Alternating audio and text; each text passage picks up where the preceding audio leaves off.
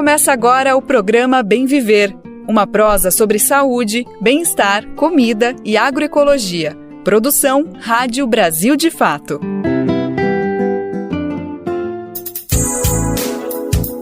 E hoje é terça-feira, dia 14 de janeiro de 2024, começando mais uma edição inédita e fresquinha do Bem Viver, uma produção do Brasil de Fato. Você sabe muito bem, na próxima uma hora a gente tem esse compromisso de pôr em pauta todos os assuntos importantes e fundamentais para construir uma sociedade mais justa, igualitária para todo mundo, rumo ao nosso bem viver. Bom, meu nome é Lucas Weber, eu tô contigo nessa boa prosa que tá começando agora. Se liga nos destaques que a gente preparou para a edição de hoje.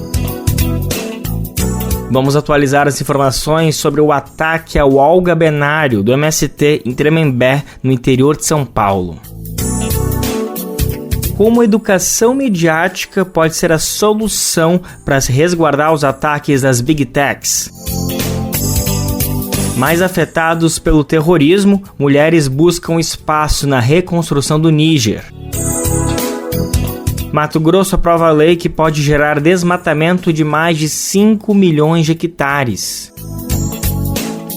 O professor da USP diz que mudanças climáticas explicam incêndio histórico em Los Angeles. Curso de alfabetização de jovens adultos com o método cubano Sim Eu Posso chega à capital gaúcha. Esses são alguns, mas são vários os destaques do programa de hoje. Bora lá que ele só está começando. E a gente abre o Bem Viver de hoje destacando mais um triste episódio de violência no campo. Na sexta-feira passada, famílias agricultoras sofreram um ataque violento em Tremembé, no interior de São Paulo. Elas são do assentamento algabenário do MST. As vítimas contam que os criminosos invadiram o local com carros e motos, disparando contra as pessoas. O crime deixou 2 pessoas mortas e 6 feridas, entre elas crianças e idosos do assentamento. Gleison Barbosa de Carvalho, de 28 anos, e Valdir do Nascimento, 52 anos, morreram na hora. Já Antônio Martins Filho, conhecido como Nero do Piseiro, foi apontado como o mentor do crime. Ele confessou a participação e indicou outros envolvidos. Segundo a Polícia Civil, o conflito teria sido motivado por desentendimentos na negociação de um lote do assentamento. Ontem, a Justiça de São Paulo decretou a prisão temporária do segundo suspeito pelo ataque. É o caso de Ítalo Rodrigues da Silva. Ele é considerado foragido. Em nota, o MST denunciou que a região enfrenta disputas ligadas à especulação imobiliária. De acordo com o movimento, apesar das denúncias feitas para as autoridades, não houve respostas efetivas. No sábado, as vítimas fatais, Gleison Barbosa e Valdir do Nascimento, foram veladas em Tremembé. O momento contou com a presença de lideranças do MST, familiares e representantes do governo federal. O ministro Paulo Teixeira pediu o esclarecimento completo do caso e garantias de segurança para as famílias assentadas. A ministra dos Direitos Humanos, Macaé Evaristo, reforçou o compromisso de atenção aos assentamentos em São Paulo. O que aconteceu aqui é inadmissível e a gente também precisa entender que esse tipo de crime acontece num contexto que no Brasil nós estamos fazendo uma disputa entre aqueles que defendem a vida, o direito à terra e aqueles que usam o Estado para combater a maioria da população. Então a gente está aqui hoje, a pedido do presidente Lula, para reafirmar o nosso compromisso de governo com a apuração dos fatos, mas do ponto de vista do Ministério dos Direitos Humanos, para dizer que a nossa equipe estará aqui acompanhando as famílias, fazendo uma escuta individual e construindo coletivamente uma proposta para que se tenha proteção coletiva. Bom, é óbvio que a gente vai permanecer acompanhando todos os desdobramentos desse caso, inclusive enquanto esse programa vai ao ar, uma equipe do Brasil de Fato se aproxima, está chegando no assentamento para entender mais detalhes e ouvir essas famílias, todas essas vítimas de mais um caso de violência no campo. As atualizações você vai ouvir aqui ao longo da semana no Bem Viver e a qualquer momento no nosso site brasildefato.com.br. Desde a semana passada, quando um comunicado extremamente polêmico do bilionário Mark Zuckerberg fez, especificamente sobre as redes sociais que ele administra, no caso da Meta, né, que é o Facebook, WhatsApp, Instagram, Threads, embora seja vinculado aos Estados Unidos, vem repercutindo muito no Brasil, no mundo como um todo, mas para nossa realidade especialmente. Para quem não acompanhou, mas imagino que essa altura todo mundo já ouviu falar, que ele falou que simplesmente vai acabar com as ferramentas de checagem de fatos justamente nessas redes sociais que ele administra, que ele é dono, né, entre Facebook, Instagram.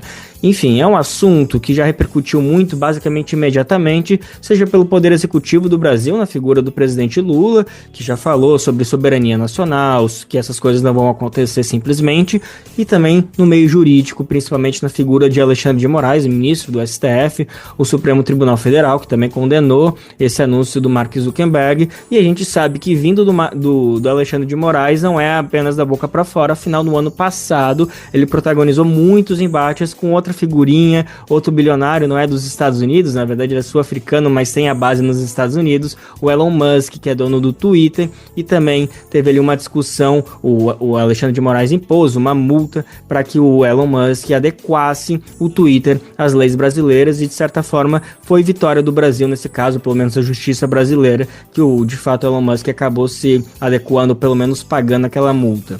Bom, pra gente entender melhor que decisão foi essa, se ela vai ser aplicada no Brasil, o que a gente precisa se preocupar e falar mais de educação midiática, que acho que no final de contas é o pano de fundo de toda essa discussão, a gente tem o prazer de receber uma especialista que acompanha de lupa todo esse assunto, que é Paloma Rossilo. Ela é diretora do IRIS, que é um instituto de referência em internet e sociedade. A gente já conversou com o instituto outras vezes, é a primeira vez que a gente fala contigo, Paloma, então desde já muito obrigado, seja bem-vinda, é uma alegria imensa poder prosear um pouquinho contigo, viu? Muito obrigada, Lucas, é um prazer estar aqui, prazer também todos os ouvintes que escutam a gente, é uma felicidade muito grande estar aqui representando o IRIS e contribuindo um pouco com esse debate que é tão relevante para todos nós. Sem dúvida alguma, é cada vez mais, né?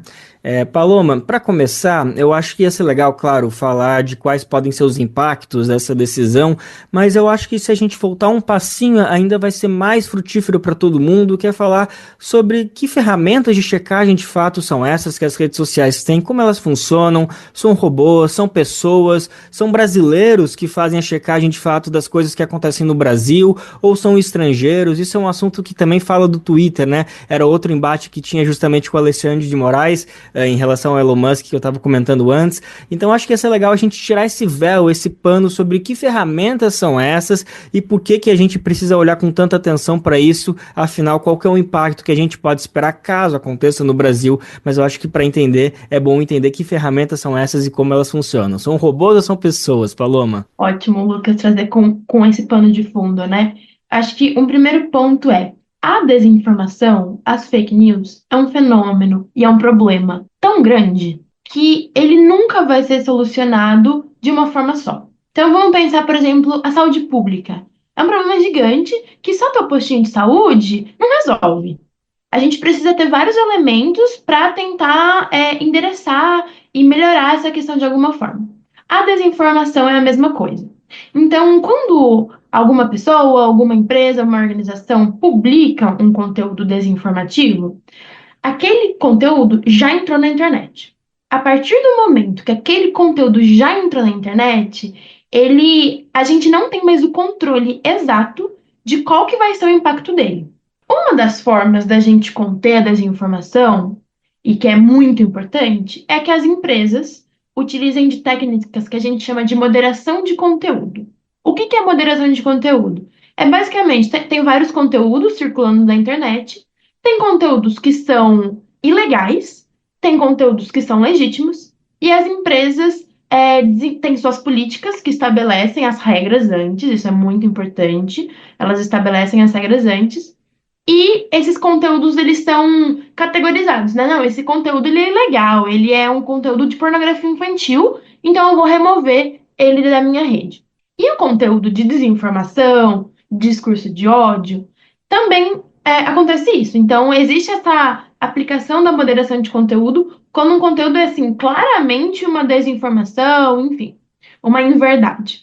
Mas, mesmo que a empresa aplique essa técnica de moderação de conteúdo, e retire da rede o conteúdo já causou o seu dano.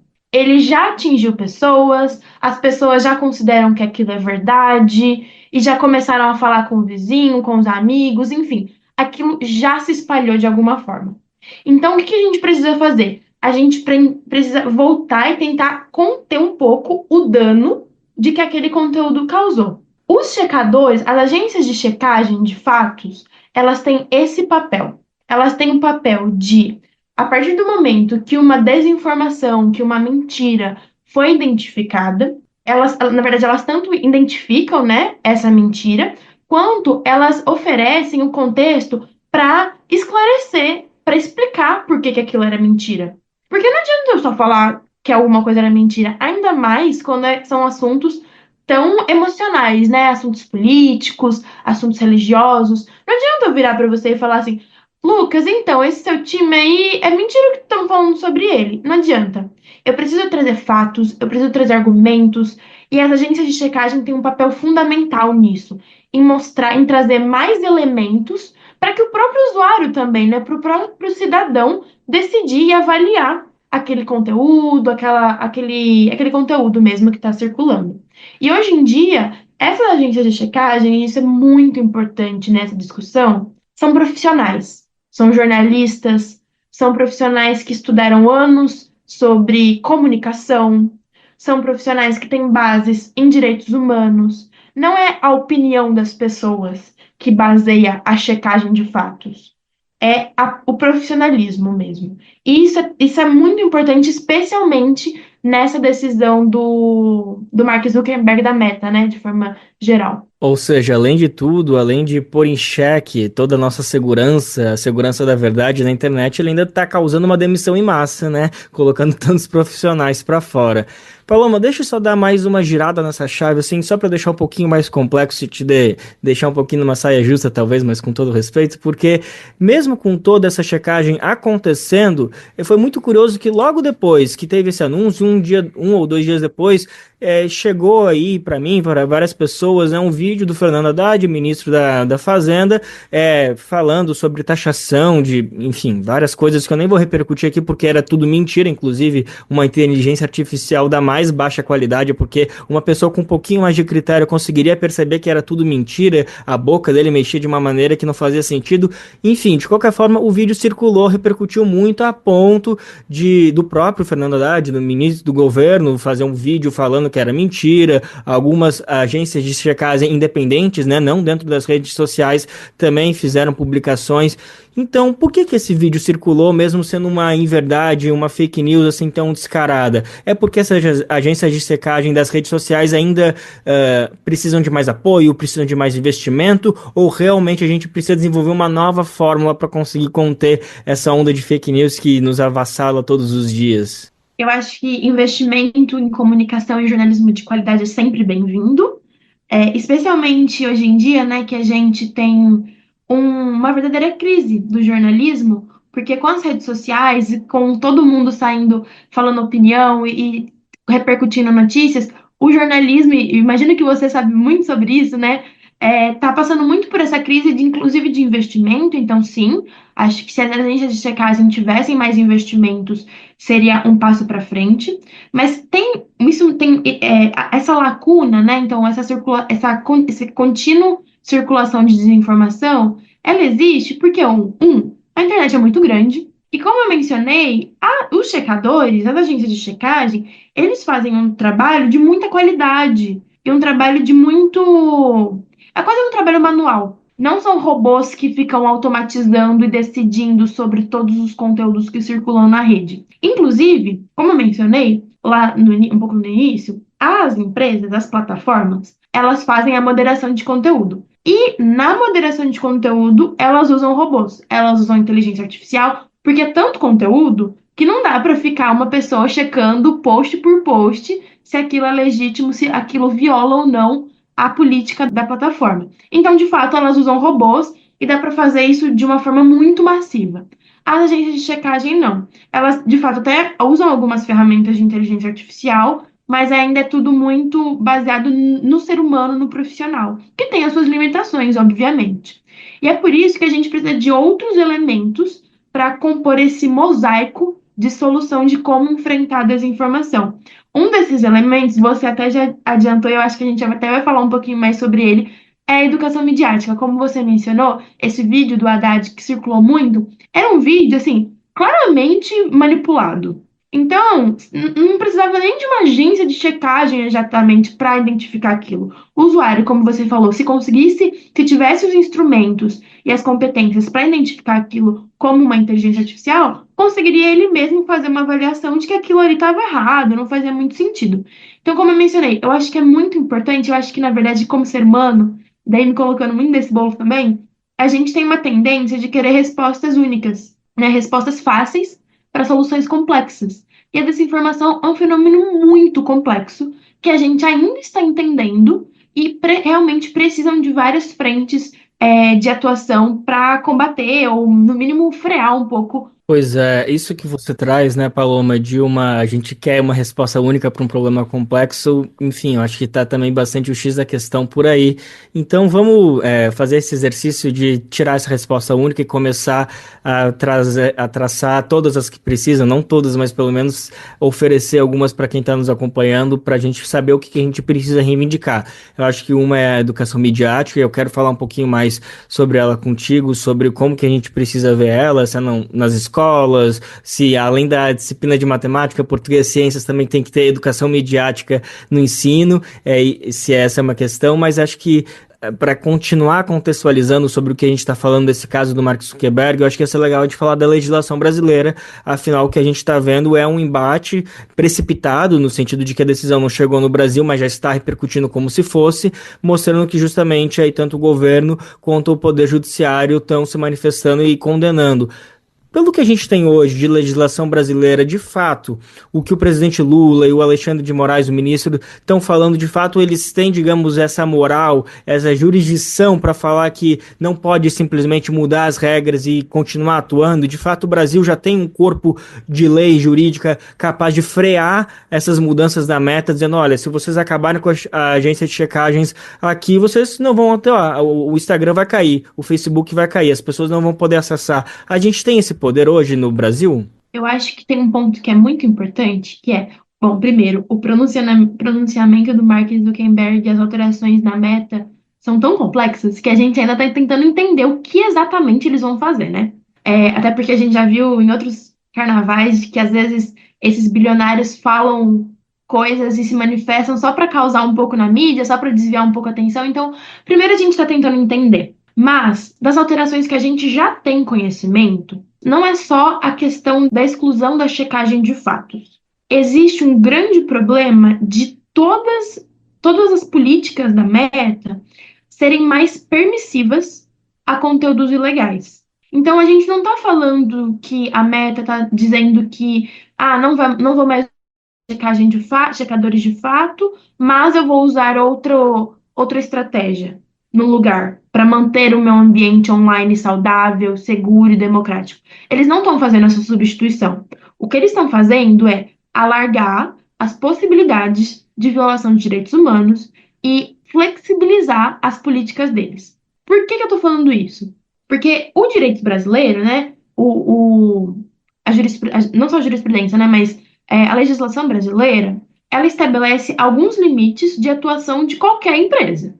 O Código do Consumidor, por exemplo, estabelece que uma empresa não pode vender um produto ilegal. Esses instrumentos jurídicos que estabelecem que as empresas não podem oferecer serviços nem produtos que violem direitos humanos frontalmente. Então, as empresas elas têm a responsabilidade por aquilo que elas oferecem. Pensando nas plataformas, e aí eu vou focar um pouquinho mais em rede social, as redes sociais, as empresas, elas são quem faz a gestão da circulação do conteúdo. Se elas são responsáveis pela gestão da circulação de conteúdo, então elas também têm responsabilidade de garantir que aquele conteúdo seja um conteúdo que está atendendo à legislação brasileira. Elas têm a sua parcela de responsabilidade. O problema e a razão pela qual o Brasil tem legitimidade para se opor a potenciais mudanças da Meta é se a Meta parar de cumprir ou continuar descumprindo em certa medida a sua responsabilidade de ter uma rede social, de ofertar um produto que seja um produto seguro, que seja um produto seguro física e mentalmente para as pessoas, que seja um produto legítimo, que seja um produto que atenda direitos humanos. Então, a gente não, no Brasil, e daí falando um pouquinho mais da parte jurídica, eu vou tentar ser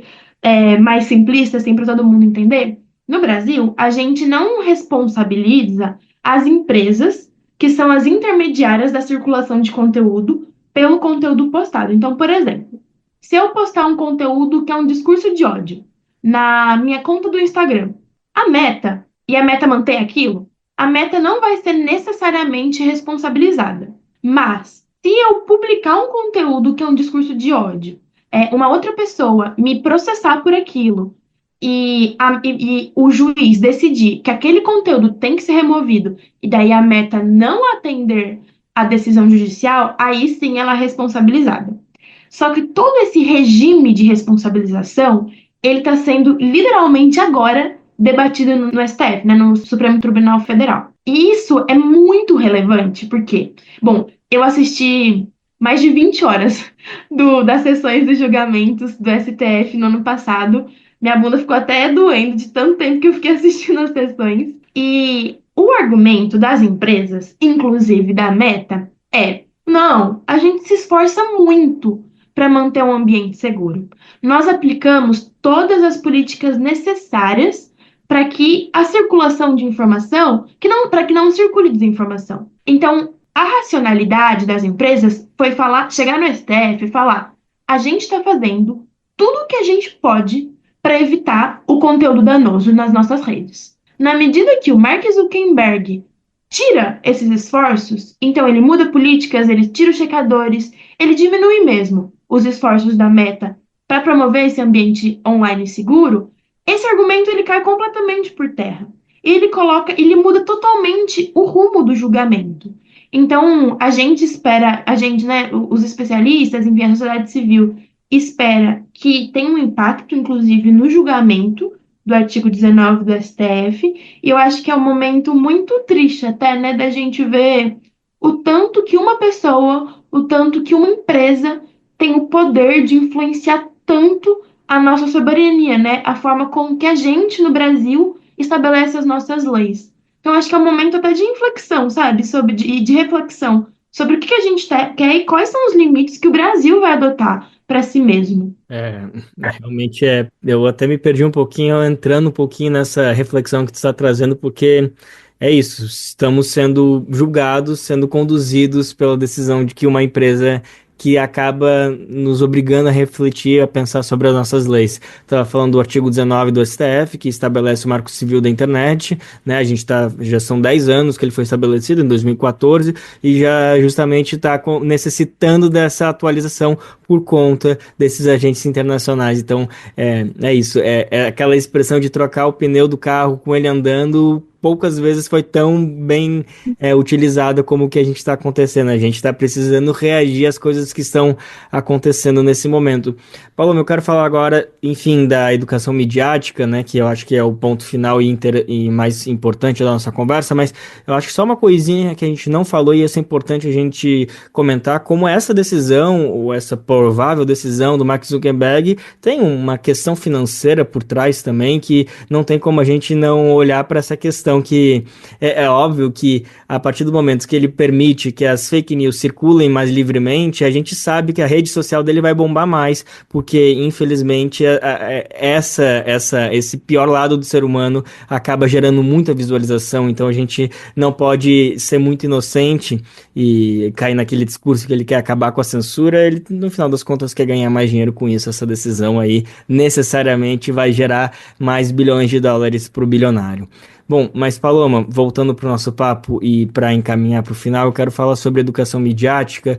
Em que maneira ela tem que estar na nossa vida? Ela tem que, como eu fiz aquela brincadeira, que talvez não seja uma brincadeira, seja de fato uma verdade, ela precisa estar no currículo educacional básico, precisa compor a grade na escola pública, na escola privada, se é algo assim necessário que entre a aula de matemática, a aula de biologia, a gente aprenda a interpretar o que uma inteligência artificial pode fazer, quais são os recursos para a gente poder ter esse tom de criticidade, porque às vezes é isso, né? Tem muita gente que nem imagina o que a inteligência artificial já é capaz de fazer, então olha para o Fernando Haddad falando e diz, bom, só pode ser verdade, ele está falando. Então, enfim, quero saber o que a gente precisa, como que a educação midiática precisa fazer parte e quais seriam os conteúdos que estariam nessa aula, digamos assim. Eu adoro esse tema. Esse, inclusive, é um dos projetos que o Iris tem faz 3 anos. A gente tem, há mais de 3 anos, na verdade, a gente tem um projeto de promover educação midiática em escolas da rede pública de ensino de Belo Horizonte. E a gente até vai expandir, dar um spoiler aqui, a gente vai expandir um pouco esse projeto esse ano, mas a gente tem esse projeto. E o Brasil, a gente às vezes fica falando, o Brasil está tão atrasado em várias coisas, mas o Brasil deu um passo super importante recentemente e elaborou a Estratégia Nacional de Educação Midiática. Essa estratégia é uma grande organização para que a gente pense de várias frentes como promover essa educação midiática. Então, por exemplo, uma das metas dessa estratégia é formar 300 mil professores formar em educação midiática, 300 mil professores até o final do mandato Lula. É uma meta muito ousada, né? Muito grande, assim, a gente espera muito, a gente colabora também muito com a SECOM para essa meta que é a Secretaria de Comunicação da Presidência da República, para essa meta ser atingida, mas como você mencionou, é essencial que a educação midiática seja abordada em sala de aula como um tema prioritário, e a gente sabe que no Brasil a educação, principalmente a educação pública, é um desafio gigante, né? Os professores são mal remunerados, as escolas são mal estruturadas, e daí às vezes parece até elitista e prepotente a gente querer falar, não, aqui, ó, vocês têm mais um conteúdo que vocês precisam dar conta de dar, e vocês precisam fazer isso porque é importante. E eu não queria parecer que é isso, mas é porque educação midiática é um tema que atravessa tudo. Educação midiática está dentro das escolas, porque a gente sabe que as escolas são muito impactadas por cyberbullying, pela circulação de material pornográfico, por vários outros conteúdos. Então, a gente realmente precisa incorporar dentro da escola, de uma forma saudável, para os professores e para a comunidade escolar, atividades em currículo de educação midiática, mas também é muito importante que dentro de casa, que nas relações interpessoais da família, isso seja discutido, né? É muito importante que os pais acompanhem as interações online dos seus filhos e também que os filhos ensinem para os pais, né? Muitas vezes, como interagir, eventualmente algum parâmetro de entender se aquilo é uma desinformação, se aquilo foi produzido por inteligência artificial ou não. E a sociedade civil, e daí o Iris está dentro desse bojo da sociedade civil, tem atuado muito para promover essa agenda de educação midiática que é tão relevante para literalmente todos os brasileiros hoje em dia. Só com a educação midiática que o Brasil vai ter soberania para poder traçar as próprias metas e não ficar alheio à meta dos bilionários, né? Essa foi a Paloma Rossilo, a gente acabou de falar com ela que é diretora do Instituto de Referência Internet e Sociedade, o IRIS, nos ajudou a entender quais são os impactos dessa possível decisão do Mark Zuckerberg sobre acabar com as ferramentas de checagem de fatos, mas mais do que isso, entender como o Brasil pode se fortalecer para ignorar essas decisões, mesmo que elas aconteçam, a gente já está devidamente blindado, protegido para poder saber driblar dessa situação e não acabar interferindo. Paloma, a única certeza que eu termino essa conversa é que foi a primeira de muitas, a gente vai ter que repercutir muito, não necessariamente essa decisão, mas tantas outras coisas que estão em jogo, mas com certeza por hoje a gente deu conta. Então, mais uma vez, obrigado pela disponibilidade, viu? Obrigada, Lucas, foi um prazer, vai ser um prazer sempre voltar aqui, eu adoro esse tema pessoalmente, e o Iris é muito engajado também nessa agenda. Obrigada também a todo mundo que está escutando a gente, que escutou a gente no dia de hoje. E agora a gente compartilha um recado, um bilhete sonoro que vem do fundo do coração de toda a equipe do Brasil de Fato. É que a gente precisa da sua colaboração para continuar produzindo conteúdo de qualidade, com todo o rigor jornalístico que você já conhece e confia. Nosso trabalho é, e sempre será, trazer a visão popular dos fatos, tanto no Brasil quanto no mundo. E você pode nos ajudar por meio do nosso Apoia-se, contribuindo com o valor que puder, que estiver a seu alcance. Assim você se junta a quem luta contra a desinformação e constrói um futuro melhor para todos e todas. E aí, gente, bora nessa? É só acessar apoia-se/Brasil de Fato, apoia.se/Brasil de Fato. O link também está disponível na descrição desse episódio, nas plataformas de podcast. Contamos com você. E agora a gente vai dar uma rodada pelo mundo, fazer um giro no nosso noticiário internacional, começando pelo Níger. Por lá, as mais afetadas pelo terrorismo, as mulheres, buscam espaço na reconstrução do país africano. O papel delas tem sido fundamental após o golpe de Estado de 26 de julho de 2023, que pôs fim à presença militar francesa no país. Nosso repórter Pedro Estropaçolas esteve lá no Níger e conversou com lideranças femininas. A gente vai entender como tem sido essa luta contra grupos fundamentalistas islâmicos e por que as mulheres são as mais afetadas.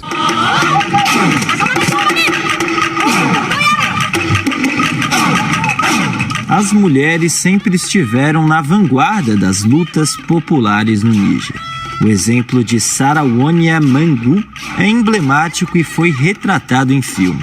Na década de 1890, enquanto a maioria dos chefes do país africano se submetiam ao poder colonial, a chefe sacerdotisa do povo Hausa liderava o enfrentamento às tropas francesas da missão colonial Voulet-Chanoine, também chamada Missão Centro-Africana Chad.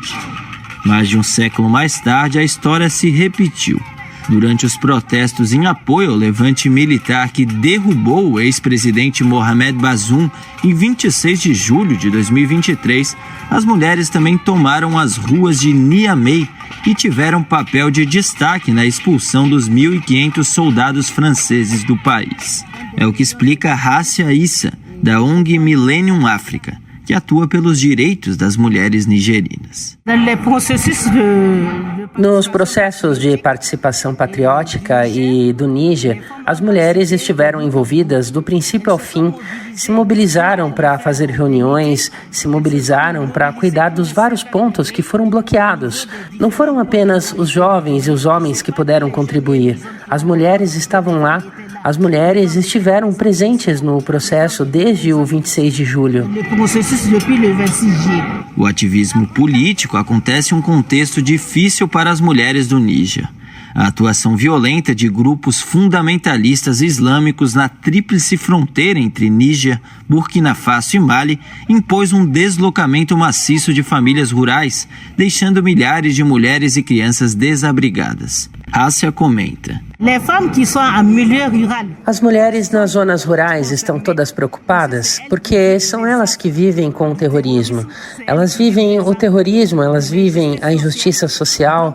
Por isso, assim que houve as mudanças, elas se mobilizaram e convergiram para a capital, para apoiar as autoridades em Niamey, para apoiar as suas famílias, as suas irmãs que estão na linha da frente da luta. Elas contribuíram porque são elas que enfrentam a realidade que estamos a viver no Sahel. Todos esses constrangimentos ligados ao terrorismo e aos ataques às aldeias, são as mulheres rurais as primeiras vítimas. A ameaça de grupos considerados terroristas foi a justificativa para a intervenção militar francesa e estadunidense na região do Sahel, a partir de 2013. No entanto, a presença de tropas estrangeiras não resultou em um combate efetivo às milícias islâmicas. Hoje, a principal força de enfrentamento ao terrorismo no Níger tem sido a Aliança dos Estados do Sahel, um pacto militar, político e econômico celebrado com os governos aliados de Mali e Burkina Faso, países que também passaram recentemente por golpes militares apoiados pela população. As mulheres camponesas têm um papel importante, fazendo contribuições em dinheiro e em produtos para os fundos de solidariedade voltados à soberania do país. Hajar Ali Sumaila, da Confederação das Mulheres Combatentes e Líderes Pan-Africanas, fala sobre esse trabalho. O terrorismo hoje envolve quase todas as famílias do Níger e estas mulheres se tornaram fortes, muito fortes, com o golpe e hoje elas estão empenhadas em apoiar o CNSP, a junta militar, porque agora com o CNSP podemos dormir em paz, podemos fazer nosso trabalho, conseguimos arranjar comida para as nossas crianças órfãs. Logo após o golpe, países da Comunidade Econômica da África Ocidental, a CEDEAO, foram pressionados a adotar sanções contra o Níger. O fechamento das fronteiras com a Nigéria e o Benin acarretou no aumento do preço dos produtos e dos gêneros alimentícios. Os cortes de energia e a falta de medicamentos nas farmácias forçaram as mulheres a dar à luz em condições deploráveis. Nesse contexto, a Confederação das Mulheres Combatentes e Líderes Pan-Africanas, da qual Hajar é uma das lideranças, esteve na vanguarda da luta que resultou na queda das sanções.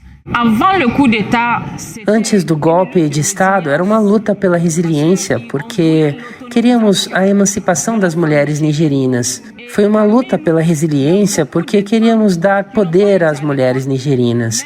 As mulheres nigerinas que não frequentaram a escola, que perdiam seus maridos, que não tinham qualquer rendimento e não trabalhavam, mas procuravam o seu pão em pequenos comércios. Por isso, ela transformava os nossos produtos locais, mas com o advento do dia 26, se tornou agora uma luta para salvar o país. Rassia Issa avalia que, apesar dos avanços, as mulheres ainda enfrentam uma série de dificuldades em participar da política e da tomada de decisões. Na política no Níger e no Sahel em geral, é preciso ter muitos recursos financeiros para poder fazer o que se quer, para poder fazer campanha e convencer as pessoas a votar nelas.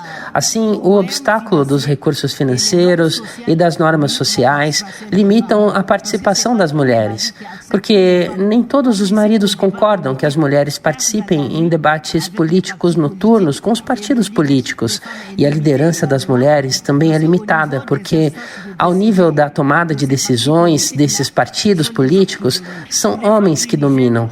As mulheres do Níger, as mulheres do Mali, as mulheres da AES, a Aliança dos Estados do Sahel, não podem fazer sozinhas. Precisamos de todas as mulheres da África, do Oeste e a nível internacional, do Brasil e da África do Sul, para nos apoiarem e para trabalharmos em conjunto. Vamos juntas porque fazemos o nosso caminho juntas.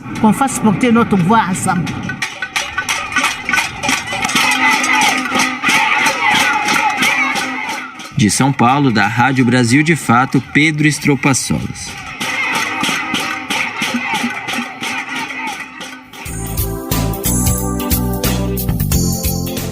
Gente, uma dica, essa reportagem especial feita diretamente do Níger está disponível em vídeo também. Você pode conferir lá no nosso site ou também no YouTube do Brasil de Fato, mas se for no site vai encontrar o texto, o áudio e o vídeo também.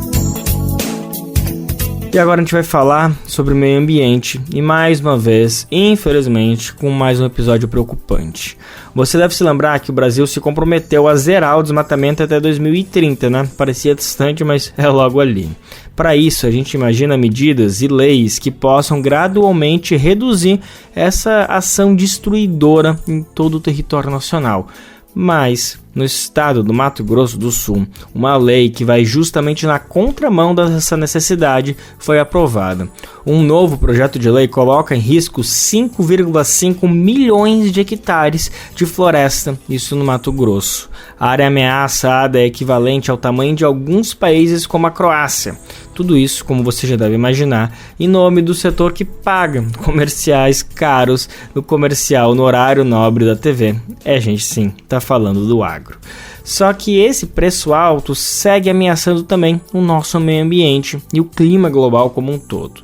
A gente vai saber mais detalhes sobre essa decisão que nos afasta ainda mais das metas ambientais. Além disso, o que está por trás desse retrocesso legislativo no Mato Grosso. A Assembleia Legislativa do Mato Grosso aprovou na última quarta-feira um projeto de lei complementar que pode causar a derrubada de até 5,5 milhões de hectares de floresta, uma área equivalente ao tamanho da Croácia, de acordo com um estudo apresentado pelo Observatório Socioambiental do Mato Grosso, o Observa-MT, que publicou uma nota de repúdio à proposta. O projeto permite que áreas do bioma amazônico no estado sejam reclassificadas como cerrado, e com isso a reserva legal, ou seja, a porcentagem de mata que deve ser preservada nas propriedades rurais em áreas como essa, cai de 80% para 35%, já que o Código Florestal Brasileiro é mais tolerante com o desmatamento no cerrado. Como consequência da flexibilização, o país fica mais longe da meta estabelecida pelo governo federal de zerar o desmatamento até 2030. É o que alerta a diretora executiva do ICV, o Instituto Centro de Vida, organização dedicada a pesquisas socioambientais que há mais de 30 anos atua no Mato Grosso. Só para você ter uma ideia, em Mato Grosso a gente tem 60 mil quilômetros quadrados, cerca de 6 milhões de hectares que poderiam ser desmatados de forma legal. E esse projeto de lei acrescenta mais 5,5 milhões de hectares. Então a gente está quase dobrando a possibilidade de desmatar de forma legal em Mato Grosso. Ou seja, a gente está abrindo, a gente está deixando a gente está reduzindo a proteção de 5,5 milhões de hectares no estado de Mato Grosso. É enorme. Então, claramente, esse tipo de iniciativa afasta o Brasil da meta de desmatamento zero.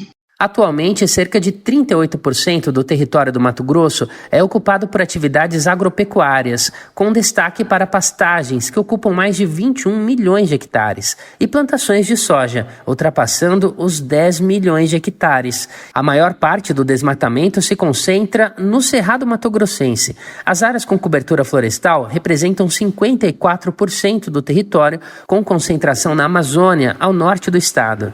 Para Alice Tualt, o projeto de lei responde a uma demanda do mercado internacional. Mas o fato é que existe uma grande pressão. É só olhar para o cenário internacional para entender que provavelmente vai ter expansão da venda de commodities para a China, que vai ter que o agronegócio brasileiro está muito confortável em termos de demanda, vai ter nova demanda, tem uma pressão sobre o território, e sim, com isso, uma pressão para aumentar a área de plantio. O projeto de lei complementar 18/2024 foi apresentado pelo deputado estadual Nininho, do PSD, um ruralista que tem patrimônio declarado no TSE, o Tribunal Superior Eleitoral, nas eleições de 2022, de aproximadamente 6 milhões de reais. Entre bens do deputado estão 10 fazendas em municípios dos estados de Mato Grosso e Pará. Em outubro de 2024, em outro golpe contra a preservação da floresta, o governador do estado do Mato Grosso sancionou a Lei 12.709, que restringe a concessão de benefícios fiscais a empresas que aderirem à moratória da soja no estado. Essa moratória é um pacto firmado em 2006 entre empresas que se comprometem a não comprar o produto de fazendas com lavouras em áreas abertas após 22 de julho de 2008 na Amazônia. A decisão foi celebrada pela Associação dos Produtores de Soja e Milho do Mato Grosso, a AproSoja. Em texto publicado em novembro do ano passado, no site da entidade no Pará, o presidente da associação, Vanderlei Silva de Ataídes, acusa a moratória de ser um embargo ao futuro do Estado. De São Paulo, da Rádio Brasil de Fato, com reportagem de Carolina Batayer. Locução, Douglas Matos. Se o comercial da TV fosse a vida real, estava tudo muito bem resolvido, né? O tal setor que gera a riqueza do país não precisaria de tantos incentivos fiscais e compartilharia todos esses bens. Além disso, a meta de desmatamento zero até 2030 seria apenas uma questão de tempo. O complicado é que na vida real não temos um planeta B e no nosso, o setor do agro passa longe de acabar com a fome. E agora a gente vai falar ainda sobre essa questão climática, mais especificamente sobre o incêndio florestal na cidade de Los Angeles, na Califórnia, nos Estados Unidos. Está todo mundo acompanhando isso atônito. A famosa cidade das estrelas do cinema passa pelo pior incêndio da história. Além de mortes, o desastre obrigou cerca de 100 mil pessoas a deixarem as casas. Isso de acordo com o Departamento de Medicina Legal do Condado de Los Angeles. Os incêndios florestais são comuns à região, mas não nessa época do ano, ou seja, no inverno do hemisfério norte.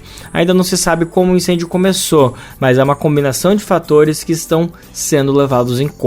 São eles a seca extrema, ventos intensos e constantes e a presença de residências em áreas inapropriadas. Para Paulo Artacho, professor de Física Atmosférica, analisou a situação de Los Angeles no Programa Central do Brasil. Ele conversou com a nossa apresentadora, Luana Ibelli, e ele atribuiu o evento às mudanças climáticas. As mudanças climáticas, uma das faces mais visíveis delas é o aumento da frequência e da intensidade de eventos climáticos extremos, como grandes incêndios, grandes secas e grandes inundações, né? Esses eventos sempre ocorreram no passado, vão continuar ocorrendo no futuro, só que as mudanças climáticas estão aumentando a frequência e a intensidade desses eventos. Tanto é que nessa região da Califórnia, que sempre teve incêndios de grande porte, esse é o primeiro incêndio que atingiu Los Angeles nesta magnitude. Da mesma maneira que enchentes no Rio Grande do Sul aconteceram no passado, mas aqui a enchente que nós vimos no ano passado basicamente nunca foi da magnitude que ela teve. Então, os eventos climáticos extremos estão sendo intensificados, sim, pelas mudanças climáticas globais. E lá na Califórnia tem toda essa questão dos ventos, né, que acabam potencializando esses incêndios. Ou seja, como você acabou de mencionar, uma característica das mudanças climáticas são essas extremidades, né, tudo muito intenso. Então, queria que você falasse um pouco no caso da Califórnia. O que acontece, né, quando a gente combina essa situação do clima com esses ventos de 100 km por hora que acabam piorando tudo? São três aspectos que eu acho que é importante. Além da questão dos ventos que você falou, a questão da seca extrema que a Califórnia tem passado com um déficit hídrico muito, muito importante. E o terceiro aspecto é, obviamente, você construir casas em terrenos de alto risco de incêndios, né? A prevenção indicaria que nestas regiões não deveríamos permitir que fosse instalado residências, porque elas têm um fator de risco enorme para incêndios, exatamente como que está acontecendo agora. Então, esses eventos climáticos extremos é sempre uma combinação de fatores, né? Seca extrema, basicamente ventos muito fortes e constantes, que estão perdurando por quase uma semana, né? E terceiro, uma construção de residências em uma área que é inadequada para esse tipo de residência. Então, essa conjunção de fatores é que está levando a esse enorme desastre. E é importante salientar que a Califórnia é o estado mais rico do país mais rico. Ou seja, eles têm um sistema de incêndios, têm legislações protegendo a população muito mais rigorosas do que qualquer outro estado dos Estados Unidos. E apesar de tudo isso, as mudanças climáticas mudaram o padrão de incêndios de grande porte, o que está, em parte, causando esse desastre que estamos vendo na Califórnia. E como você bem disse, né, é um estado rico, inclusive a gente sabe que os eventos climáticos extremos, eles afetam principalmente pessoas negras, pessoas indígenas, os mais pobres. Dessa vez, as chamas estão destruindo até mansões de astros de Hollywood. Professor, você acha que isso pode trazer mais destaque para esse problema? Olha, eu acho que a gente tem que ter destaque não só quando mansões de milionários são destruídas, mas também como casas de pessoas pobres e vulneráveis, como aconteceu no Rio Grande do Sul. A gente tem que dar o mesmo destaque se a gente quiser ser justo do ponto de vista humano. Porque esses milionários, basicamente, a semana que vem eles compram outras mansões maiores ainda do que essa, enquanto que no Rio Grande do Sul a gente vê pessoas pobres que perderam tudo e continuam sem absolutamente nenhuma assistência do Estado. Então, isso são questões importantes. Você tem razão no aspecto de que as pessoas vulneráveis são as que mais são impactadas. Então, isso traz uma questão de injustiça social muito grande e que é obrigação da nossa sociedade não permitir que isso aconteça, né? Então, nós temos que ter políticas públicas que protejam a população de baixa renda desses eventos climáticos extremos, porque eles vão ocorrer cada vez mais frequentemente, cada vez mais intensos, porque nós continuamos queimando combustíveis fósseis com a mesma maneira do que queimávamos ao longo das últimas décadas. Agora, professor, diante de tudo isso, a gente já está naquele ponto de não retorno ou ainda dá para reverter o aquecimento global? Dá para reverter o aquecimento global, sem dúvida nenhuma. Dá para construir uma sociedade que seja minimamente sustentável do ponto de vista climático, ambiental e social. A ciência deixa isso muito claro. Para fazer isso, nós precisamos acabar com a exploração e uso de todos os combustíveis fósseis. Há estratégias, há alternativas muito melhores do que a queima de combustível fóssil, que no caso do Brasil é a geração de energia solar e energia eólica a preços abaixo do que preços de queima de combustíveis fósseis, e isto é uma vantagem estratégica enorme que o Brasil deve aproveitar cada vez mais. Temos que abandonar os combustíveis fósseis o mais rápido possível, e o painel intergovernamental de mudanças climáticas, o IPCC da ONU, coloca claramente que temos que reduzir as emissões em pelo menos 50% até 2030 e acabar com a exploração e o uso de combustíveis fósseis para 2050. Então, são tarefas muito importantes para a nossa sociedade. É de Hollywood, em Los Angeles, que vários filmes de grandes tragédias foram feitos para entreter o público, né? Só que, mais uma vez, a gente bate na tecla entre a ficção e a realidade nas questões climáticas. E, com isso, reproduzimos o alerta de vários movimentos populares. A realidade para conter as mudanças climáticas passa por uma mudança no nosso modo civilizatório, quer dizer, passa por mudar essa forma de consumo do sistema capitalista. Programa Bem Viver, sua edição diária sobre saúde, bem-estar, comida e agroecologia. Gente, agora chegou aquele momento que a gente traz um recadinho que enche muita gente de orgulho pelo país inteiro, especialmente nós do Bem Viver do Brasil de Fato. É que o nosso programa faz parte de uma rede incrível de parceiros e parceiras que retransmitem o Bem Viver por todo o país. A gente aproveita para mandar um abraço bem forte, bem apertado para todo mundo que faz essa articulação acontecer. São quase 500 emissoras espalhadas pelo país que recebem e compartilham as nossas edições diárias. E a boa notícia é que essa rede pode crescer ainda mais. Se por um acaso você faz parte de uma rádio comunitária, regional, educativa, enfim, e quer se somar nisso com essa missão de propagar as nossas vozes do bem viver por todo o país, bora se juntar, gente, é de graça. É só se cadastrar no nosso site, radiobrasildefato.com.br, clique em como ser uma rádio parceira, que tem o caminho tutorial para você entrar junto com a gente nessa. Você adora ler, ama livros e gostaria de entender melhor o nosso país? Imagine receber todo mês um kit com um livro e um dossiê que te ajuda a entender a nossa sociedade hoje, por um preço baixinho e com frete grátis para todo o Brasil.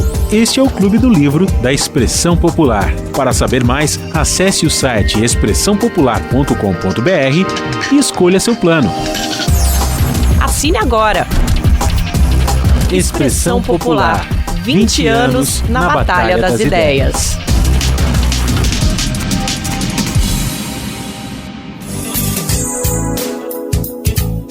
Yo si puedo. Calma, você não mudou de estação, não aconteceu nenhuma interferência, foi só um termo em espanhol, yo si puedo.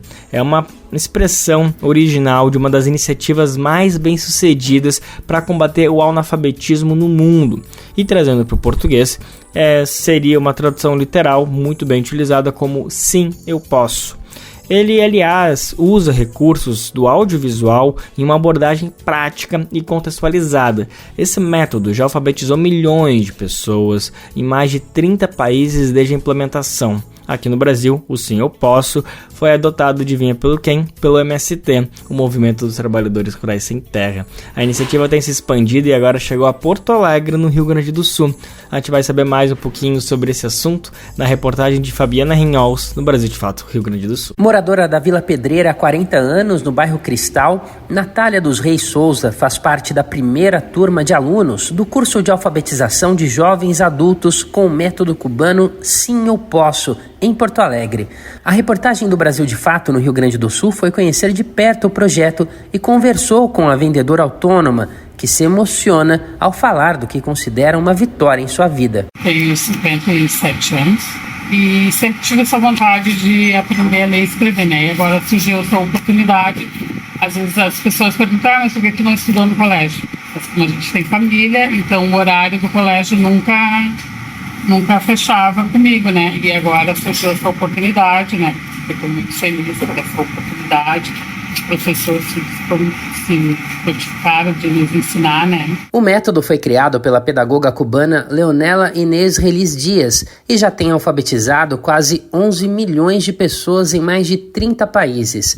Pioneiro da implementação do método no Brasil, o MST, Movimento dos Trabalhadores Rurais Sem Terra, calcula que mais de 100 mil pessoas foram alfabetizadas por meio do Sim Eu Posso no país. No ano passado, por exemplo, 1.067 educandos se formaram em Maricá, no Rio de Janeiro. Inicialmente, o método foi implementado nas áreas de reforma agrária, principalmente em alguns estados do Nordeste e também no Paraná. O presidente da Associação José Martí, Ricardo Reisbart, conta que a partir da demanda concreta da associação, da articulação e da construção de um coletivo de acompanhamento, foi possível dar os primeiros passos de mapear os educandos, organizar a infraestrutura do local das aulas, fazer formação com os educadores e, após longos passos, muitas reuniões de planejamento e, por fim, concretizar o início das aulas em outubro de 2024. Aqui no Rio Grande do Sul é a primeira turma urbana e rural, mesmo tempo, porque ele foi implementado através de uma iniciativa que o Fórum Social das Periferias percebeu ao longo das suas organizações de associações de moradores, que a gente tem muita gente na cidade de Porto Alegre, que é a capital do Rio Grande do Sul, que não sabe ler e escrever. É uma chaga que a gente tem. Quer dizer, a gente tem que enfrentar isso com muita intensidade. É uma pena que os governos, tanto municipais, estadual e o próprio governo federal, não tenham o investimento necessário para acabar com isso. Então, nós trouxemos o método para a Vila Pedreira, a pedido do Fórum Social das Periferias, a Associação Cultural José Martí, junto com o MST, junto com o Levante Popular da Juventude e outras entidades, estão implementando, mesmo sendo com 2 pessoas. A gente chama do Sim Eu Posso Raiz. Integrante do Fórum das Periferias e da Associação de Moradores da Vila Pedreira, Júlio Celso Taveira Pedroso afirma que a ideia é expandir para outras comunidades o método cubano Sim Eu Posso. É uma coisa sensacional, porque dentro da nossa comunidade e em outras comunidades também tem muita gente que não sabe ler nem escrever. Então é uma coisa, e já são gente com a idade avançada que precisa, trabalho e não tem essa oportunidade de conseguir ter uma porta de entrada para dentro desse universo que é saber ler e escrever. Então, para nós foi muito gratificante de trazer esse processo para cá. De acordo com o Censo Demográfico de 2022 do IBGE, dos 163 milhões de pessoas de 15 anos ou mais de idade no país, 151 milhões e 500 mil sabiam ler e escrever apenas um bilhete simples. e cerca de 11.400.000 não sabiam. Os educadores contam que no método Sim Eu Posso, as pessoas conseguem aprender a ler e a escrever em 3 meses. E depois é feito um trabalho contínuo com aperfeiçoamento e aulas que incluem conscientização política e social. Da Rádio Brasil de Fato, com reportagem de Fabiana Reinholz em Porto Alegre, no Rio Grande do Sul. Locução, Douglas Matos. Pois é, o Sim Eu Posso não apenas ensina a ler e escrever, ele também planta sementes de autonomia e dignidade e faz brotar direitos e justiça social. E na inspiração do Sim Eu Posso, a gente vai concluir mais um programa hoje. A edição do Bem Viver fica por aqui, a gente está de volta amanhã a partir das 11 horas da manhã com mais uma edição inédita e fresquinha para todo mundo nos ouvir pela radiobrasildefato.com.br por meio da internet. Logo depois a nossa parceira RBA, a Rádio Brasil Atual, transmite o programa pela 98,9 FM aqui na Grande São Paulo. O Bem Viver vai ao ar em diversas rádios pelo país, e a lista completa de emissoras que retransmitem o Bem Viver você encontra no nosso site, na matéria de divulgação diária do programa. Aqui a gente aproveita para agradecer esses veículos por estarem com a gente. O Bem Viver também fica disponível com podcast no Spotify, Deezer, iTunes e Google Podcast. A apresentação deste programa foi de Lucas Weber, roteiro de Daniel Lamir, que está na edição e produção ao lado de Douglas Matos. Trabalhos técnicos de Lua Gattinoni, Adilson Oliveira e André Paroche. Coordenação de Rádio e TV Muniz Ravena, diretora de programas de áudio Camila Salmásio, direção executiva Nina Fidelis, apoio toda a equipe de jornalismo do Brasil de Fato. Até amanhã, gente. Tchau, tchau. Você ouviu o programa Bem Viver, uma prosa sobre saúde, bem-estar, comida e agroecologia. Produção Rádio Brasil de Fato.